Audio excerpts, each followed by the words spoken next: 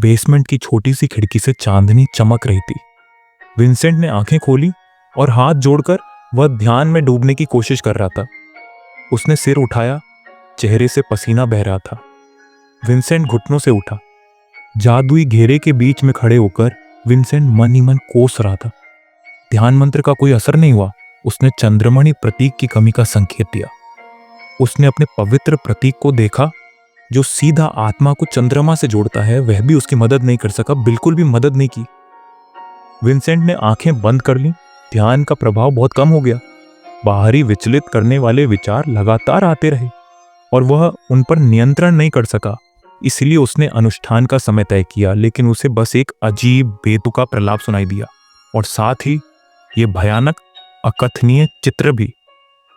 Vincent ने दीवार पर मुक्का मारा।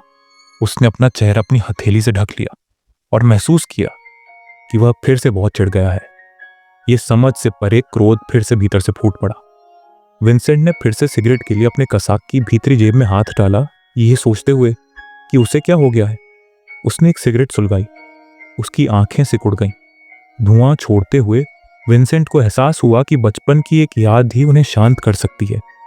उनकी आंखों के सामने एक तस्वीर घूम गई कि कैसे गुरु ने उन्हें बचपन में बपतिस्मा दिया था।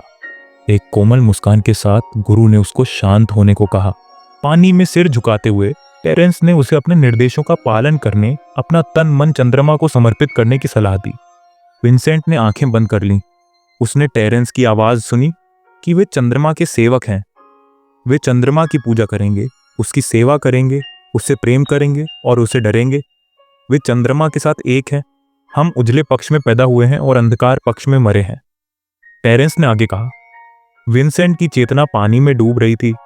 उसने अचानक अपनी आंखें खोली कि जब चंद्रमा अपना चक्र पूरा करेगा तो मारने वालों को नया जीवन मिलेगा। उसे ऐसा लग रहा था जैसे चांद उसे ढक चुका हो, जबकि ये शब्द लगातार गूंज रहे थे कि चंद्रमा ने उन्हें संरक्षण दिया है और उन्हें उपहार दिए हैं, लेकिन वे गुंबद की ओर ऊपर सीधा नहीं देख पाएंगे जब तक वे मरकर स्वर्ग नहीं चले जाते। वो चंद्रमा एक आंख की पुतली में बदल गया जिसके सामने विंसेंट चींटी के बराबर था।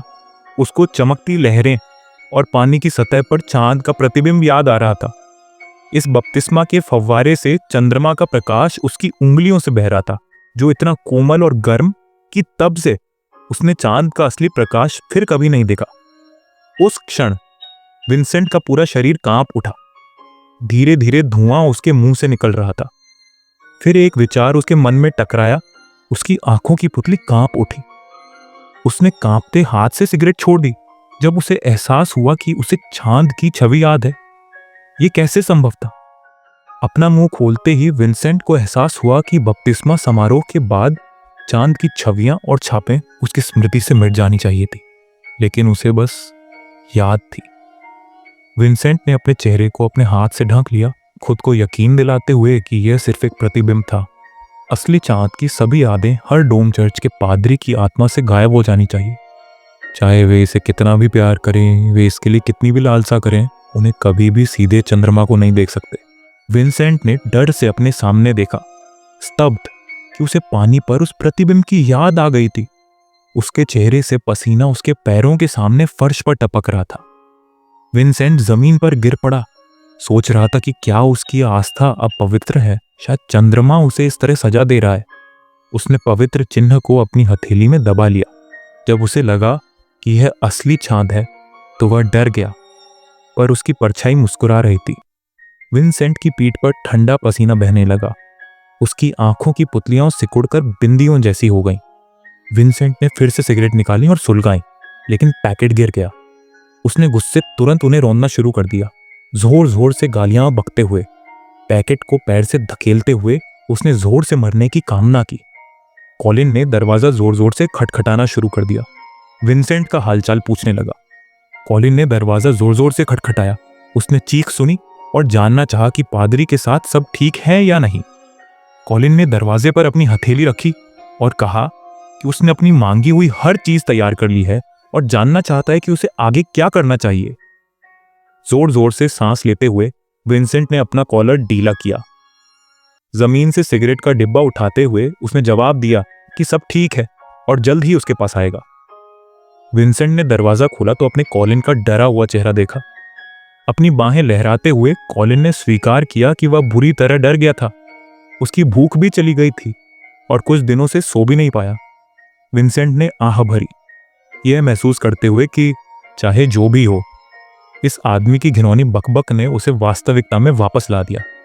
गलियारे में आगे बढ़ते हुए विंसेंट ने चंद्रमा के नाम पर बुरी आत्माओं को भगाने वाली प्रार्थनाएं पढ़ी। दीवार पर एक जादुई मोड़ छोड़ते हुए विंसेंट ने घोषणा की कि प्रार्थना समाप्त हो गई है। उन्होंने घर में कई पवित्र उपकरण स्थापित किए हैं जो बुरी आत्माओं से बचाने वाले थे। तिरछी नजर से साइड में देखते हुए विंसेंट ने सोचा कि उसने ईथर की मदद से इलाके का पता लगा लिया है, लेकिन किताबों की दुकान से कोई प्रतिक्रिया नहीं आई। जाहिर है उसे थोड़ा इंतजार करना होगा और अपनी आंखों से देखना होगा। एक घबराई हुई मुस्कान के साथ कॉलिन ने अपनी कृतज्ञता बिखेरी। वह बहुत शांत महसूस कर रहा था क्योंकि उसने पहले ही सोच लिया था कि कुछ हुआ है। वह कम से कम 1 मिनट से बेसमेंट के दरवाजे पर चिल्ला रहा था और आपने कोई जवाब नहीं दिया। विंसेंट ने पलटकर स्पष्ट किया कि क्या वह वहां 1 मिनट से था। कॉलिन उलझन में था और उसने कसम खाई कि वह उससे झूठ नहीं बोल रहा। विंसेंट ने डर के मारे उसकी ओर देखा, जबकि उसने दावा किया कि वह चिल्ला रहा था, लेकिन उसने कोई जवाब नहीं दिया, इसलिए उसने दरवाजा पीटना शुरू कर दिया। विंसेंट ने अपना मुंह थपथपाया। ऐसा लग रहा था कि उसकी समस्या उसके विचार से कहीं ज्यादा गंभीर थी। उसे एहसास भी नहीं हुआ कि उसे मति भ्रम हो गया था, लेकिन उसकी प्राथमिकता इस समस्या निपटना था और कॉलिन की मदद करनी थी, और खुद की परेशानियों के बारे में बाद में सोचेगा। रात में चांद घर की छत पर चमक रहा था।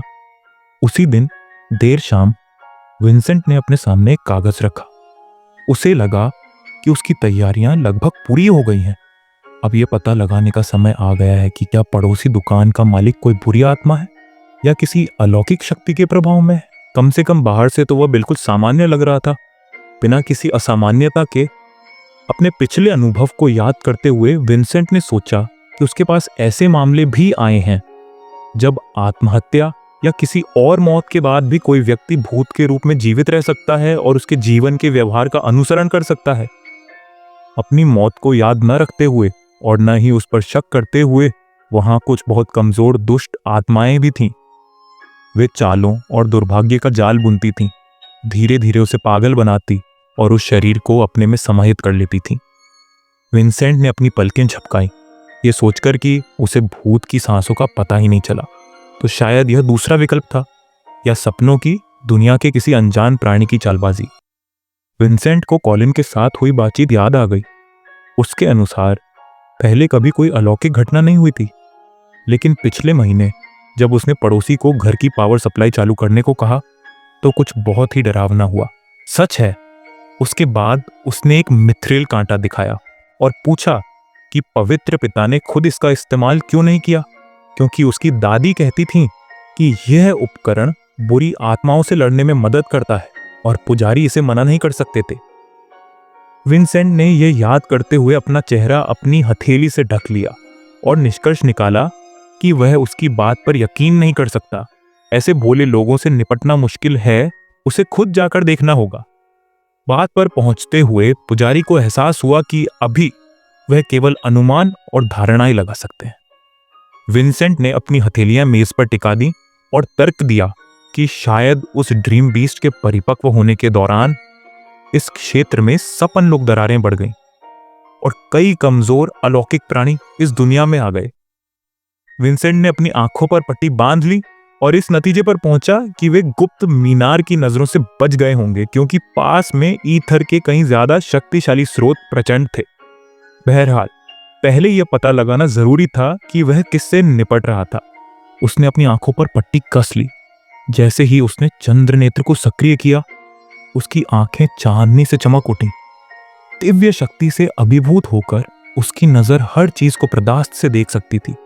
उसने जैसे ही दरवाजे का हैंडल पकड़, उसकी दिव्य शक्ति गेट में फैलने लगी। वो द्वार से बाहर चले गए। कॉलिन की प्रसन्नता को नजरअंदाज करते हुए विंसेंट को याद आया कि चंद्रमा के सेवकों को अपनी देवी को देखने की अनुमति नहीं थी, लेकिन बदले में उन्हें एक अनोखी शक्ति प्राप्त हुई थी। रात्रि दृष्टि को बढ़ाने के अलावा चंद्र नेत्र उन्हें आंखें बंद करके देखने और शत्रु की शारीरिक स्थिति का बोध कराने में सक्षम बनाता था। विंसेंट दुकान से बाहर निकला और कॉलिन से कहा कि वह एक भूत भगाने जा रहा है। कॉलिन ने उसकी की ओर कायरता से देखा और उसे भूत भगाने के बाद वापस ना आने को कहा। उसे डर था कि वह अपने प्रतिद्वंद्वी से किसी प्रकार का संक्रमण ले आएगा, इसलिए उसने उसे कम्युनिकेटर के माध्यम से परिणाम बताने के लिए कहा। दरवाजा जोर से बंद हो गया। विंसेंट ने अपना कॉलर ठीक किया, मन ही मन खुद को यह विश्वास दिलाते हुए कि भूत भगाने से सभी स्थानीय लोगों को लाभ होगा। अब वो किताबों की दुकान की ओर बढ़ा और उस दुष्ट आत्मा से जोर से कहा कि वह उसे देखे कि वह वास्तव में क्या है। मून ने असमंजस में बॉस को पुकारा, लेकिन लिन ने उस पर विश्वास करने की मांग की। फूल पूरी तरह मुरझा गया था और रो रहा था, उसकी आत्मा ही बाहर निकल गई थी। लेकिन लिन ने दावा किया कि उसकी इस हालत का उसके द्वारा इस्तेमाल की गई खाद्य से कोई लेना देना नहीं था। लिन ने उंगलियां पकड़ी और समझाया कि प्रकृति के नियम ऐसे ही काम करते हैं और फूलने और मुरझाने दोनों की अपनी अपनी अवधि होती है, जो इंसान की इच्छा पर निर्भर नहीं होती। मून चुपचाप खड़ी रही और बॉस की बात सुनती रही। जब उसने आगे कहा कि आखिरकार वे सब धूल में मिल गए, सिर्फ एक सुखद सुगंध छोड़कर, उसने पूछा कि क्या वह समझ गई कि वह क्या कह रहा है। मून ने नजरें फेर लीं और कहा कि वह समझ गई है, और मन ही मन सोचा कि बॉस बस पौधे के प्राकृतिक रूप से सूखने का इंतजार कर रहा था ताकि उससे इत्र बनाई जा सके। लीन का चाय पीते पीते गला रूंध गया। उसके मुंह से चाय वापस निकल गई। जब मून ने समझकर खुशी से पूछा कि क्या वह सचमुच फूल को मरने देना चाहता है, लिन अपनी मून की ओर मुड़ा। उसकी बातों का विरोध करने की कोशिश कर रहा था और उसे खुद भी लग रहा था कि इस बच्ची को इन दिनों बेवकूफ बनाना मुश्किल होता जा रहा है। उसी समय दुकान के प्रवेश द्वार के ऊपर लगी घंटी बजी और विंसेंट अंदर आया। लिन तुरंत अपनी सीट से उछल पड़ा और उसका का अभिवादन किया। न केवल आवश्यक पुस्तकें खरीदने की पेशकश की, बल्कि उन्हें पढ़कर सुखद समय बिताने की भी पेशकश की। लेकिन दुकान में कौन आया है, यह देखकर लिन ने खुद को बीच में ही रोक लिया, क्योंकि वह अंधा पादरी स्पष्ट रूप से एक दुर्लभ अतिथि था।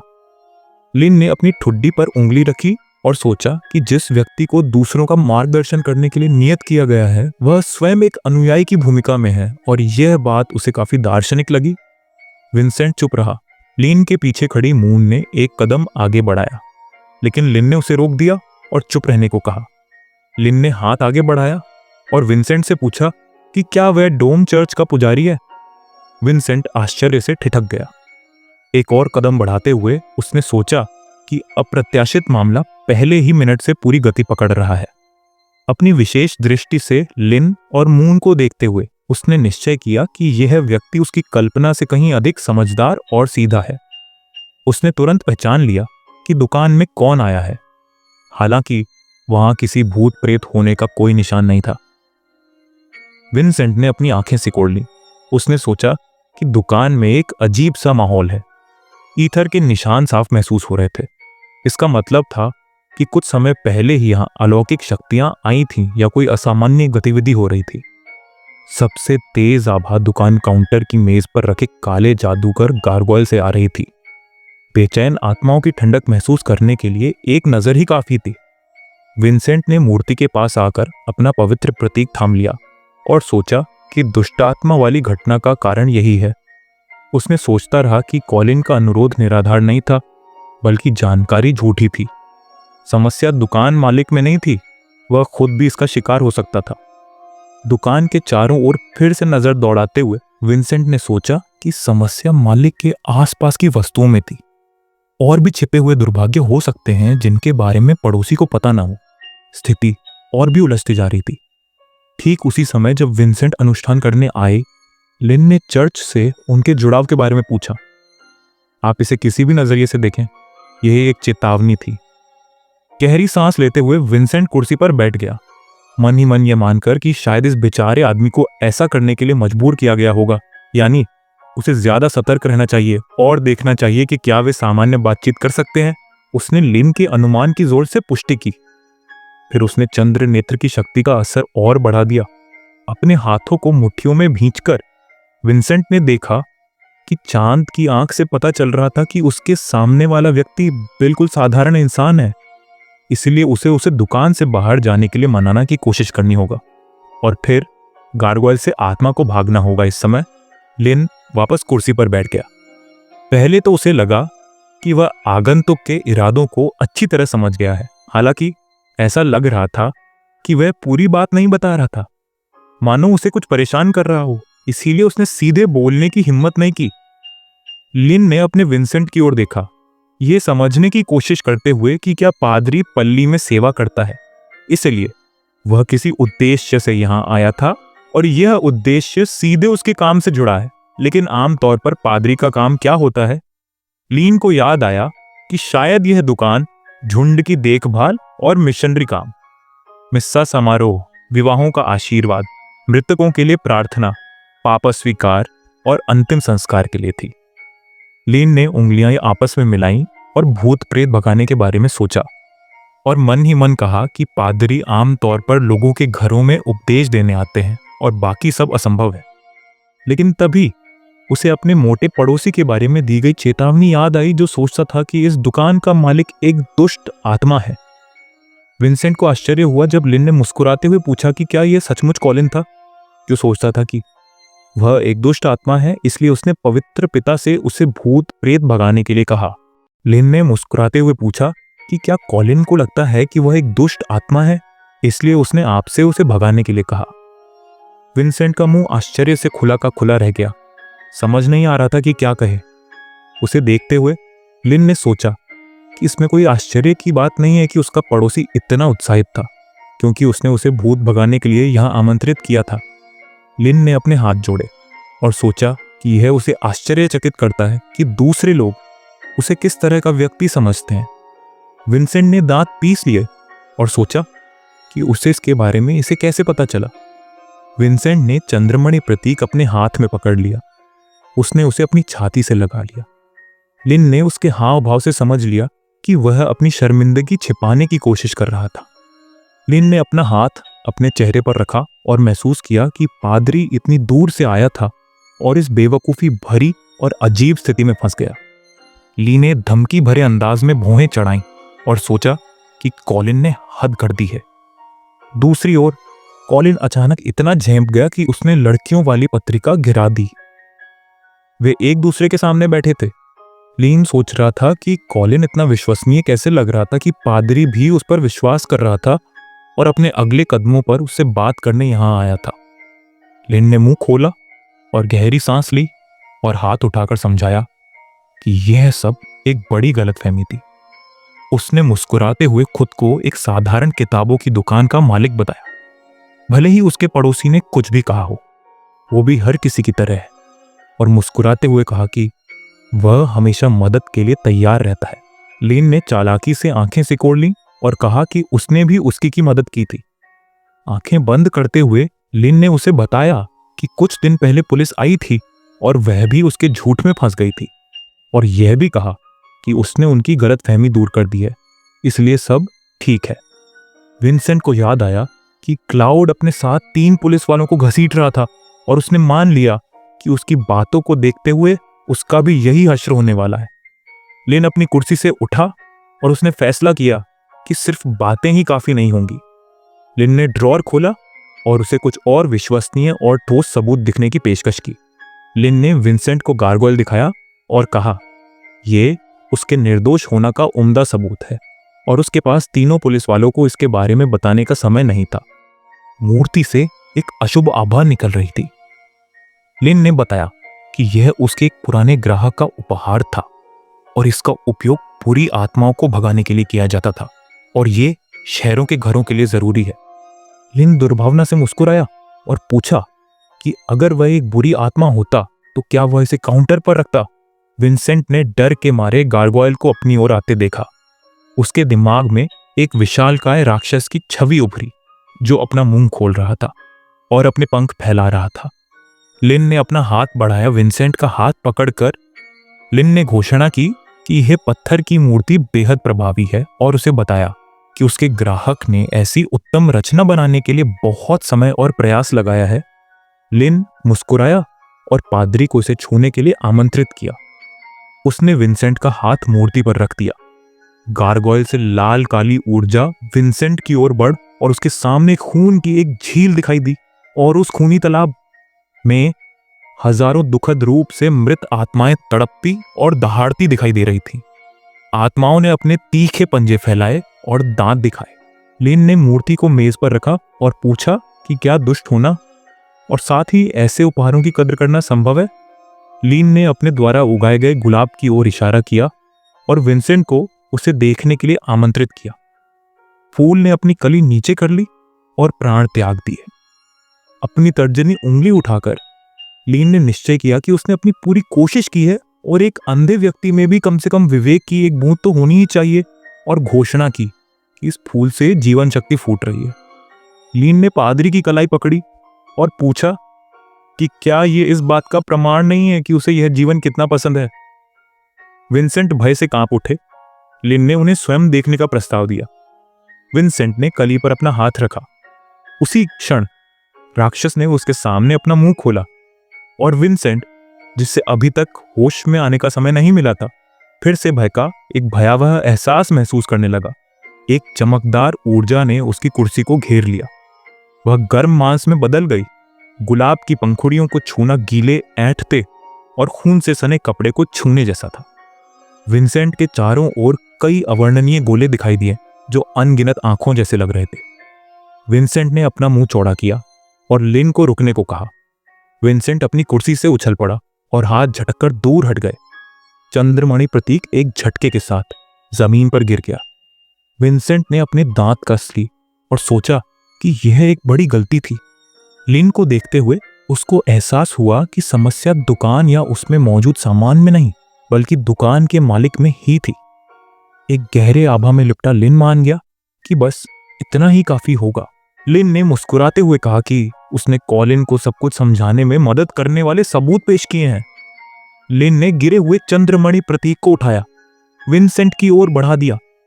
विंसेंट के होंठ कांप रहे थे। कमरे में अंधेरा छा गया और सिर्फ तेज दिल की धड़कन सुनाई दे रही थी। विंसेंट पसीने से तरबतर हो गया और सोच रहा था कि क्या करे। डर से कांपते हुए उसको एहसास हुआ कि वह उस आदमी के हाथों से वह वस्तु स्वीकार नहीं कर सकते और उन्होंने मान लिया कि जरूर कुछ गड़बड़ है। लिन ने आंखें बंद कर लीं और मुस्कुराया। विंसेंट की ओर देखते हुए लिन ने पूछा कि क्या हुआ और सोचा कि वो उसे क्यों नहीं लेगा। उसने तो उसे उसके सामने ही उठाया था।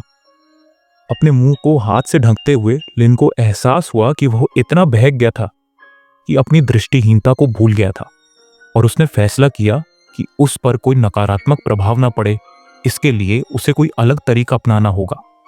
लिन ने मेज पर टोकन रख दिया और पीछे मुड़कर कहा कि वह इसे उसके लिए यहां रख देगा। उसे देखते ही विंसेंट वहीं जम गया। कुर्सी के पिछले हिस्से पर हाथ रखते हुए लिन ने देखा कि उसका चेहरा पीला पड़ गया है और पूछा कि क्या वह ठीक है। मुस्कुराते हुए विंसेंट ने जवाब दिया कि वह ठीक है और बताया कि वह काफी देर से यात्रा कर रहा था और ठीक से सो नहीं पाया था। टोकन की ओर मुड़ते हुए पादरी को एहसास हुआ कि उसका एकमात्र पवित्र अवशेष अब दुश्मन के हाथ में है और उसकी बातें बस एक उकसावे की तरह थीं, और उसने सोचा कि इसके बिना वह पलटवार नहीं कर पाएगा। सिर उठाकर विंसेंट को खुद पर निराशा हुई और उसे एहसास हुआ कि यह आदमी बिल्कुल अलग स्तर पर है। विंसेंट ने लिन की कल्पना हड्डियों से बने सिंहासन पर बैठे हुए की और सोचा कि वह कैसा इंसान है और बस वह मुझसे क्या चाहता है। विंसेंट ने गार्गोयल को देखा और सोचा कि आखिर वह चाहता क्या है। विंसेंट कांप उठा और उसे याद आया कि चर्च के पुस्तकालय में भी इस स्तर की रचनाओं के बहुत कम अभिलेख हैं। उसकी आंखें चौड़ी हो गईं। ऊर्जा की लहरों ने गार्गोयल को घेर लिया। उसमें कम से कम 100 आत्माएं कैद थीं, जो भयानक पीड़ा में मर गईं और काले जादूगर के एक ही मंत्र में विलीन हो गईं। राक्षस ने अपनी जीभ बाहर निकाली। ये आत्माएं उस कलाकृति का ईंधन और प्रेरक शक्ति बन गईं। चांद की आंख ने विंसेंट को दिखाया कि ये गार्गोयल एक विशिष्ट योद्धा के स्तर का था। विंसेंट ने अपने बाजू पकड़े और महसूस किया कि अगर ये अचानक सक्रिय हो गया तो वह मर जाएगा। उसके गालों पर पसीने की बूंदें बह रही थीं। विंसेंट को याद आया कि आत्मा का भौतिकीकरण एक ऐसी तकनीक है जिसमें केवल उच्च स्तरीय काले जादूगर ही महारत हासिल कर सकते हैं। वाइल्ड ने मूर्ति पर अपना हाथ उठाया। विंसेंट ने फैसला किया कि जिसने भी इसे बनाया है वह एक बेहद क्रूर और निर्दयी जल्लाद है। लिन की आंखें चमक उठी। विंसेंट ने सोचा कि जिसने भी इस गार्गोइल को बनाया है, अब ये उसी का है। कमरे में एक अंधेरी आभा छा गई। विंसेंट ने निष्कर्ष निकाला कि किताबों की दुकान का मालिक कम से कम विनाशकारी स्तर पर तो था ही। उसका माथा ठंडे पसीने से तर था।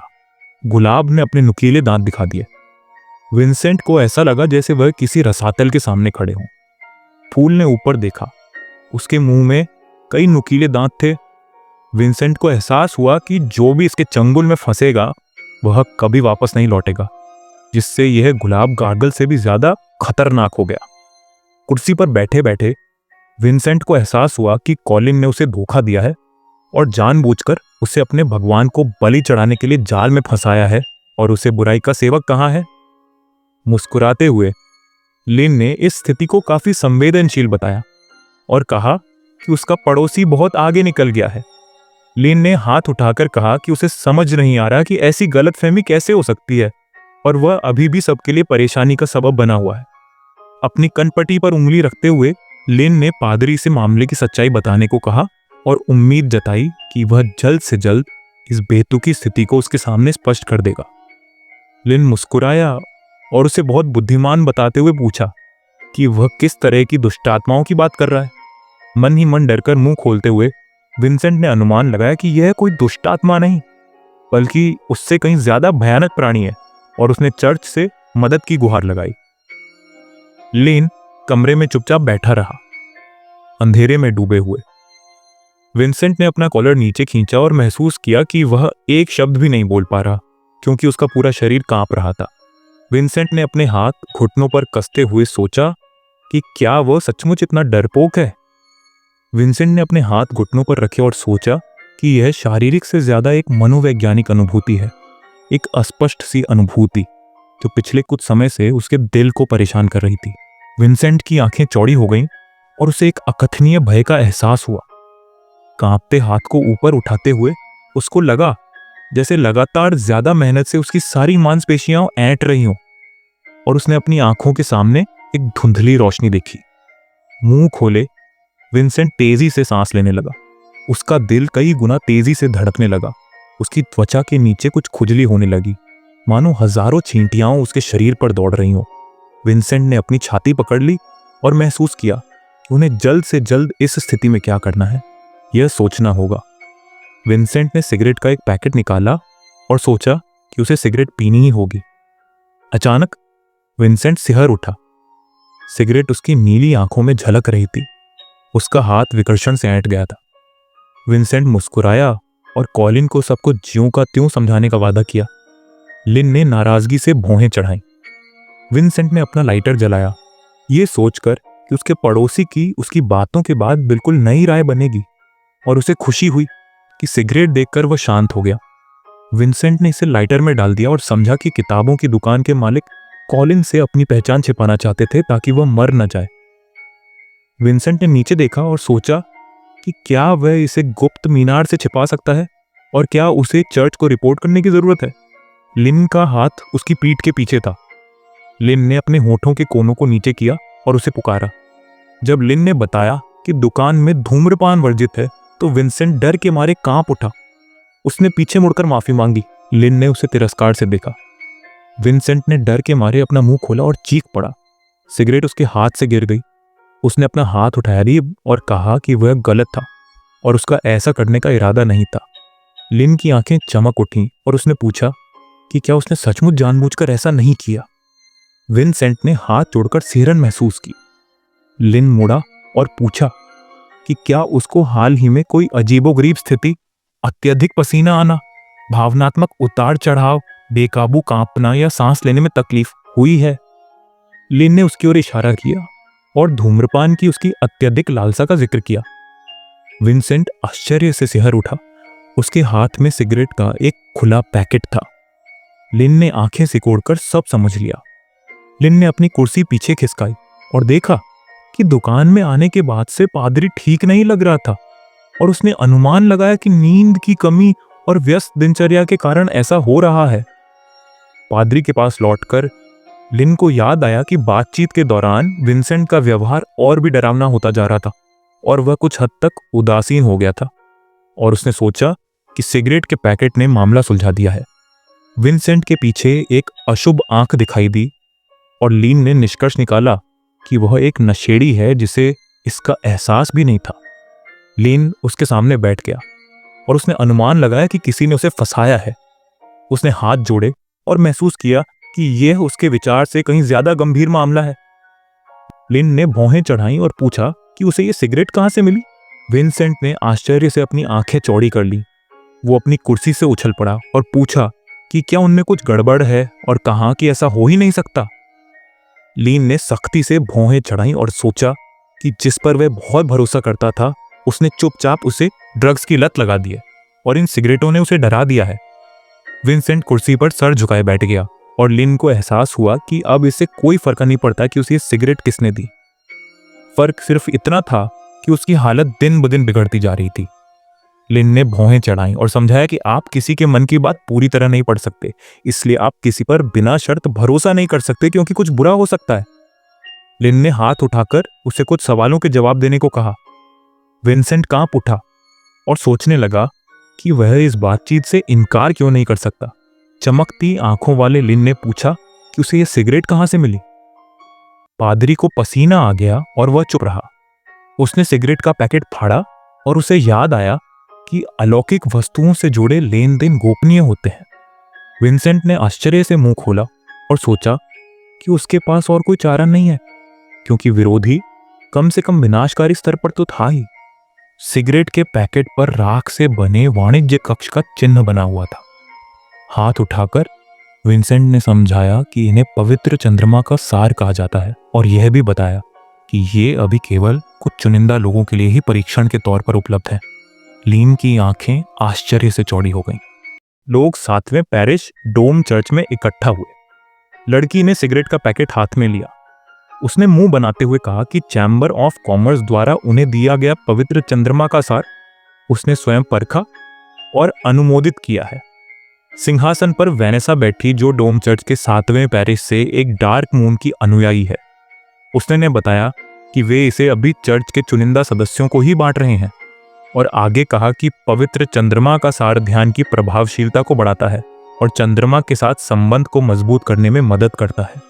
उसने आंखें सिकोड़ लीं और बिलीवर्स को इस आशीर्वाद को आजमाने का प्रस्ताव दिया। लोग एक दूसरे को पैकेट देने लगे। विंसेंट ने एक सिगरेट का डिब्बा लेने के लिए हाथ बढ़ाया। उसके हाथ में सिगरेट का डिब्बा थी।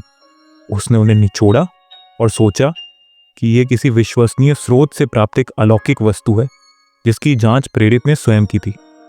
डर से कांपते हुए विंसेंट को याद आया कि कैसे उसने अपनी कमजोरी के लिए खुद को डांटा था जब उसके ध्यान की फलदायिकता कम हो गई थी, और उसे आश्चर्य हुआ कि यह सब सिगरेट के कारण हो रहा था।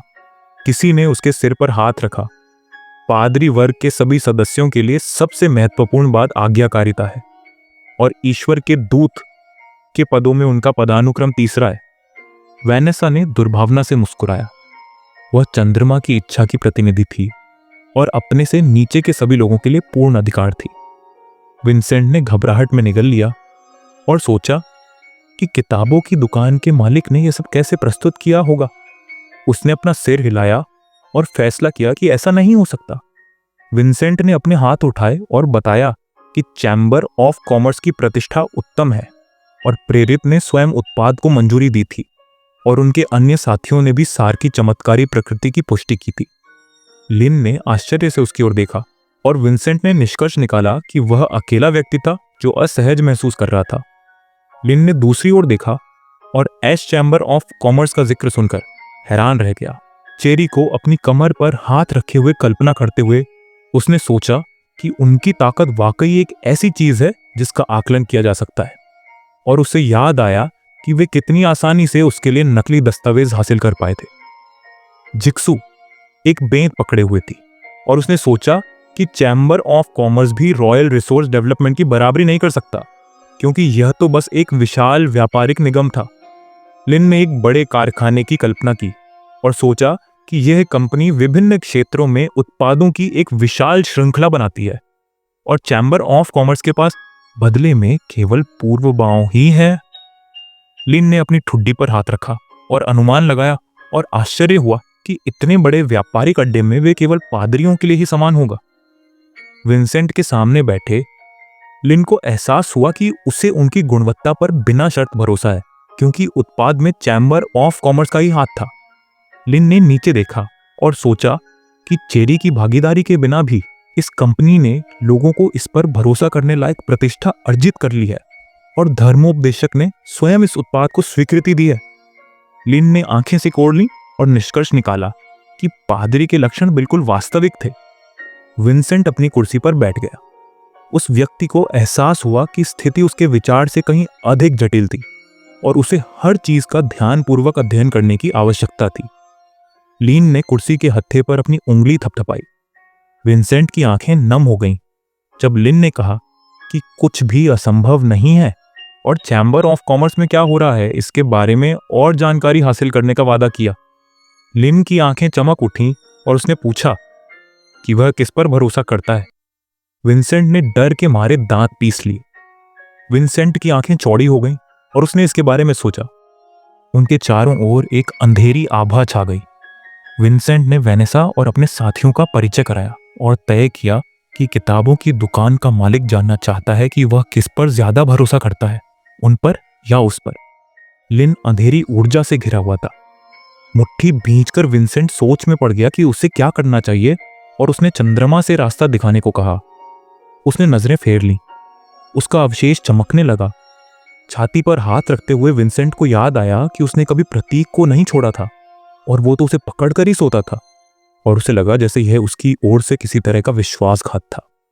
उसने सिगरेट के लिए हाथ बढ़ाया। अचानक वह जम गई। सिगरेट का पैकेट चमकने लगा। विंसेंट ने अपना प्रतिबिंब देखा और महसूस किया कि उसके साथ वाकई कुछ गड़बड़ है। कुर्सी पर बैठे बैठे सिगरेट देखते ही उसके पूरे शरीर में रोंगटे खड़े हो गए और ऐसा लगा जैसे हजारों चींटियां उसके शरीर को कुतर रही हों। विंसेंट ने दांत पीसते हुए कहा कि यह बहुत घिनौना और भयानक एहसास है। उसके पैरों तले एक चमकीली चमक दिखाई दी।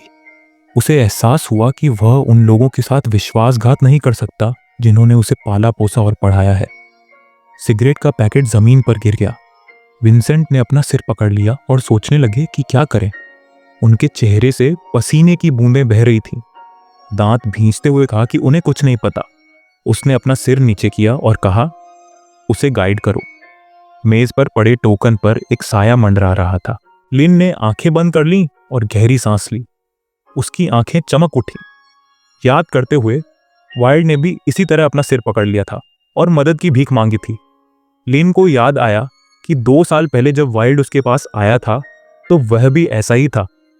आंखें बंद करके लिन ने सोचा कि उस पल उसकी मान्यताएं टूट गई थीं, लेकिन बूढ़ा आदमी किताबों की दुकान में आ गया था और उसकी जिंदगी सही रास्ते पर लौट आई थी, और उसने तय किया कि वह जल्द ही अपने साथी के साथ सुलह कर लेगा। लिन खड़ा हुआ और उसे एहसास हुआ कि यह स्थिति कहीं ज्यादा जटिल थी, क्योंकि वाइल्ड अपनी गरिमा बनाए रखे हुए था और धीरे धीरे अपना रूप दिखा रहा था, पर पादरी तो इस समय पूरी तरह से टूट चुका था। लिन ने एक कदम आगे बढ़कर फैसला किया कि इसमें कोई आश्चर्य की बात नहीं है, क्योंकि उसे हमेशा से चर्च की शिक्षाओं पर सवाल उठाने की मनाही थी, जो कि बहुत क्रूर था। उसने विंसेंट के कंधे पर हाथ रखा और सोचा कि अगर चर्च के अंदर वाकई समस्याएं हैं तो स्वतंत्र विचारों की पीड़ा एक अपरिहार्य पीड़ा है। विंसेंट के बगल में खड़े होकर लिन को एहसास हुआ कि यह तो अपने अनुयायियों के लिए यहां आया था ताकि दूसरों की आस्था को ठेस न पहुंचे, और यहां तक कि वह दुष्टात्मा को भगाने के लिए भी तैयार हो गया। हालांकि यह उसके लिए मुश्किल था। उसके कान के पास झुककर लिन ने बाद में मामला सुलझाने का वादा किया और कहा कि अभी सबसे जरूरी बात उसकी हालत है। विंसेंट ने दांत पीस लिए। लिन ने उसे कम धूम्रपान करने को कहा और याद आया कि उसके सहकर्मी बिल्कुल सामान्य महसूस कर रहे थे। अपनी भौहें उठाकर उसने बताया कि उन्होंने पहले एक अलग खुराक ली थी, इसलिए पवित्र चंद्र सत्व का उन पर इतना खास असर नहीं हुआ, और पूछा कि अब उसे कैसा लग रहा है। विंसेंट ने अपने हाथ नीचे कर लिए और गहरी सांस ली। उसने अपना मुंह चौड़ा करके जवाब दिया कि उसने अपने मतिभ्रम में चांद देखा था, हालांकि यह असंभव था। लिन ने आंखें बंद कर लीं और मान लिया कि एक अंधा व्यक्ति केवल सपनों या मतिभ्रम में ही चीजें देख सकता है, और इस निष्कर्ष पर पहुंचा कि इस स्थिति तक पहुंचना एक गंभीर मामला है। लिन ने उसके कंधे से अपना हाथ हटाया और उसे सिगरेट पीना बंद करने को कहा। हाथ उठाकर लिन ने उसे चेतावनी दी कि शुरुआत में उसे अपने व्यवहार में नकारात्मक बदलाव दिखाई देने लगेंगे और उसे किसी और चीज पर ध्यान केंद्रित करने के लिए कहा ताकि वह टूट ना जाए। उसने एक किताब निकाली और विंसेंट को पढ़ने के लिए दी।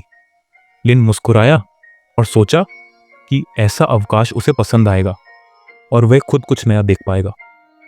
कवर पर ब्रेल लिपि में 3 दिन की अंतर्दृष्टि शीर्षक लिखा था। उसके चारों ओर एक तेज रोशनी दिखाई दी। विंसेंट ने डर के मारे अपना मुंह खोला। उसकी आंखें चमक उठी। हवा में ऊर्जा का एक विशाल संचय दिखाई दिया और विंसेंट को एहसास हुआ कि यह वास्तव में कुछ और है। कोने से झांककर मून पीली पड़ गई और सोचने लगी कि यह कैसी किताब है और दुनिया कितनी डरावनी है। लाइक, शेयर, कमेंट करना ना भूलें और सब्सक्राइब भी करना please. Thank you. Next video में मिलेंगे।